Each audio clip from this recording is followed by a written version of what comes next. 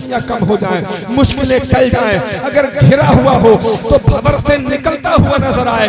जब आदमी डूबता है तो तिनके का सहारा बहुत नजर आता है। समझे आप? हाँ, इसीलिए अगर बीवियां हैं ना तो उनकी इज्जत कर लिया करो।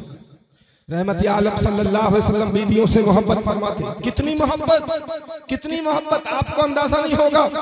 मेरे सरकार खाना तनावुल फरमाने के लिए बैठते, दस्तरखान लगा दिया जाता, हजरत आयशा भी तशरीफ फरमा होती, मेरे सरकार भी तशरीफ फरमा होते, और आयशा बोटी उठाकर दांत से काट देती और दांत से काट के बोटी रखती, मेरे सरकार उसी बोटी को ढूंढ के उठाते। सुभान अल्लाह, माशाअल्लाह। आज तो अगर मियां बीवी ने एक साथ बैठ के खाना खा लिया तो पेट फट जाएंगे दर्द जी, हकीकत है। और पता मुआशरे में कहा क्या जाएगा, मुआशरे में मैसेज क्या दिया जाएगा, देखो कितनी नंगई लाल रखी है हमारे लौंडे ने, बहू के संग बैठ के खाना खा रहा है, 3 दिन हुए शादी को, बिल्कुल बंधा कर रहा है, बंधा कर रहा है। यहीं से घर का माहौल बिगड़ना शुरू होता है कि नहीं होता?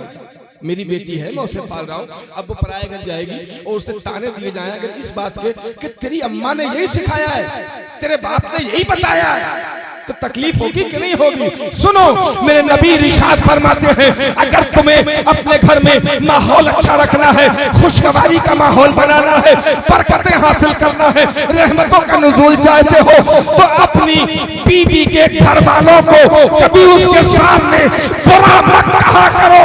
तुम उसके घर वालों को उसके सामने बुरा कहोगे, वो जवाब तो नहीं देगी, दिल रोएगा,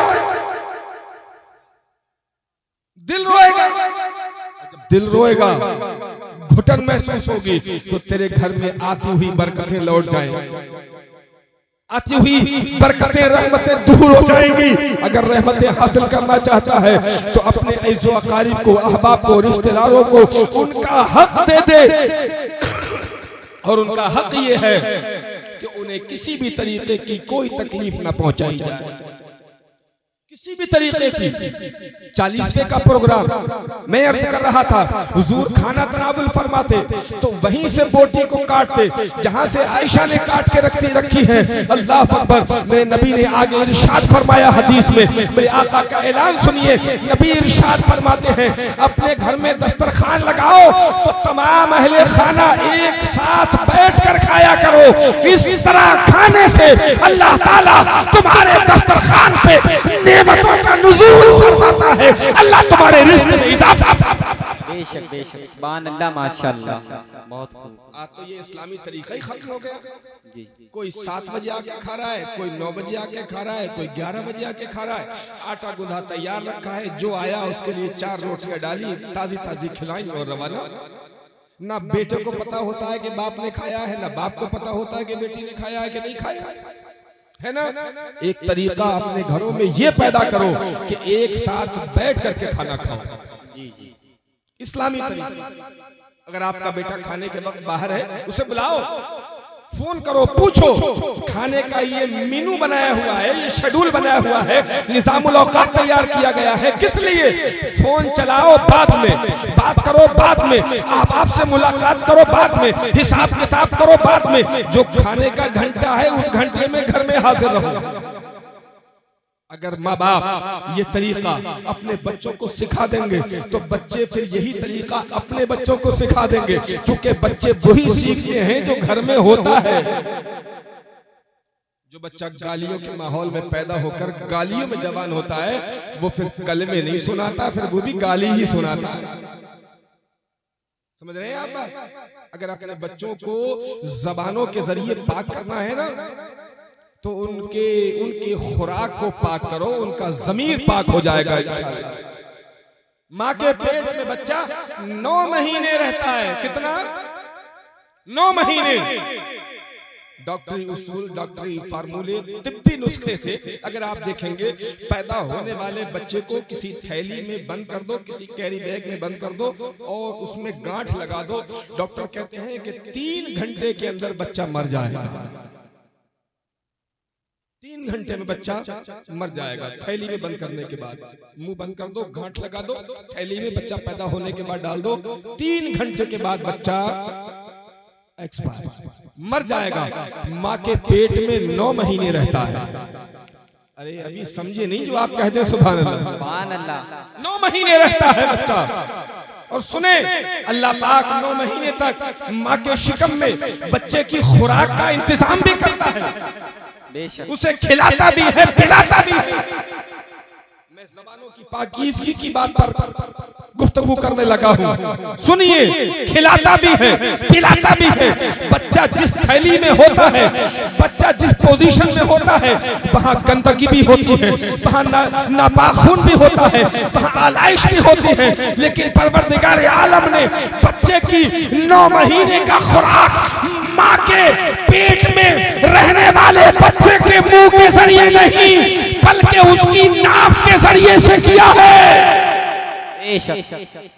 खुराक मुंह से नहीं जाती, खुराक कान से नहीं जाती, खुराक सर से नहीं जाती, खुराक आंखों और नाक से नहीं जाती, बल्कि बच्चे की खुराक उसके पेट में, उसके नाक के जरिए से जाती है, जो पैदाइश के बाद नाल की सूरत में काटा जाता है।